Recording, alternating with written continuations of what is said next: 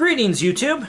So today I want to make a video explaining the best way to test a vacuum's cleaning ability, at least the motor part, not the agitation, because there's a lot of misinformation out there. There are whole channels that are complete misinformation. So the first thing is that testing just vacuum lift alone isn't really too accurate. Why it can be important statistic to know, it's not super accurate. The other way that people test is with a Baird meter, which was a kind of a Kirby door-to-door sales gimmick.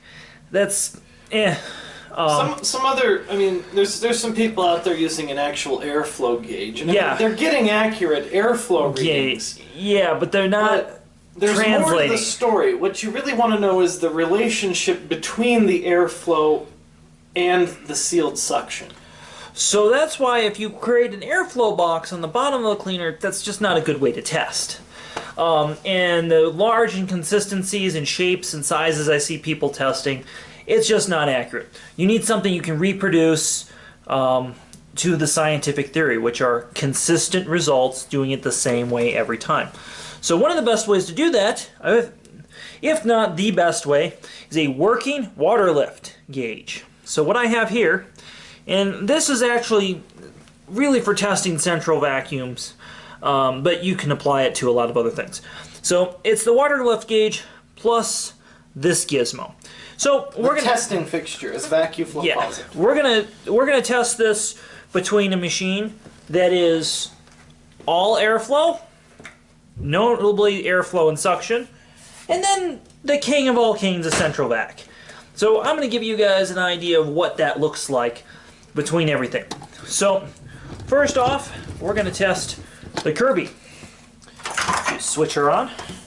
So this is just going to go in here, show you how that goes. So, the Kirby.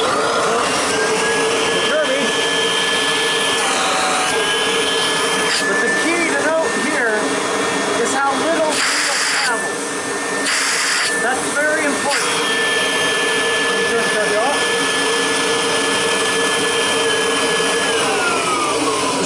So later I will test a Generation Series Kirby. When I bring one over. But it's not really any different in terms of what this is going to read, because it's going to show that the Kirby actually isn't very powerful. No, but what's important, another thing, not just how much water lift you pull on the gauge with and without this hole covered. It's how far it moves between. The closer the working vacuum is when we have this orifice exposed. Yeah. Which basically, it's measuring the vacuum with the airflow in the air circuit. Yes. Because you need this is a 5/8 inch orifice on here, this orifice plate, and the purpose of it is you need a certain amount of airflow to maintain the water lift with an opening in the system. And that's what this is kind of assessing. This is assessing. So next we're going to test the Miele. You're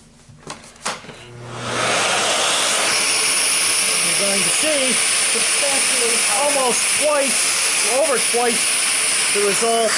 And then if we do actual water lift, again it's with the relief valve, a whole lot, almost 4 times what the Kirby does. So you can see twice the airflow easily with working water. So that shows that the whoopsies. Now, as long as you drop that part, not the gauge. That shows that the working water lift is easily twice as much as, say, a Kirby. And this is something, if you work in the vacuum industry, you will notice. And that's why you'll see that people in vacuum shops, and generally Kirby's, the power of the Kirby's, by people who have used every brand of vacuum out there, or a lot of different vacuums, will tell you, no, it's really not that powerful. Now, we're going to continue the example, and next we are going to test the king of all kings, my central vac, with a full vacuum vac. You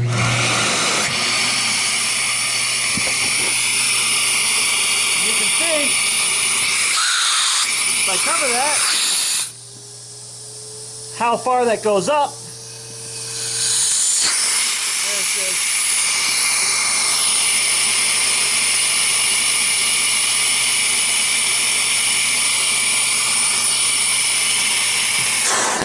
So that's almost 80 inches of working vacuum. That is a tremendous amount of power. And you saw when I closed my hand, it went way up to about 120 inches of water.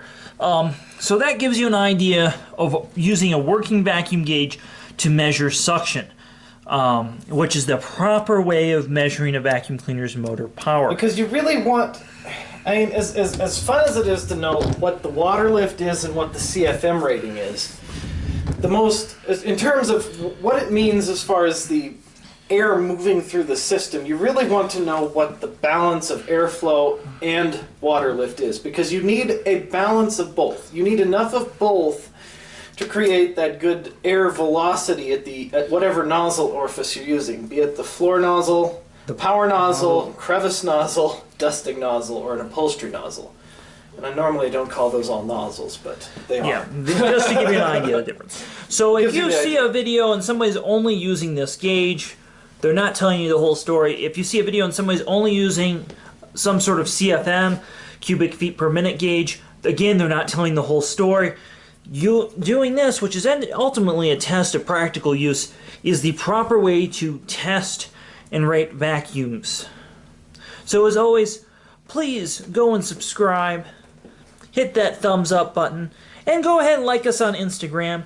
And again, a big shout out to all of our Patreon supporters. And if you're not familiar with what Patreon is, Patreon's a way for people to donate directly to my channel and allow us to make great content like this. We will be testing numerous vacuums just with this in the future. Anytime we make a vacuum video, we might as well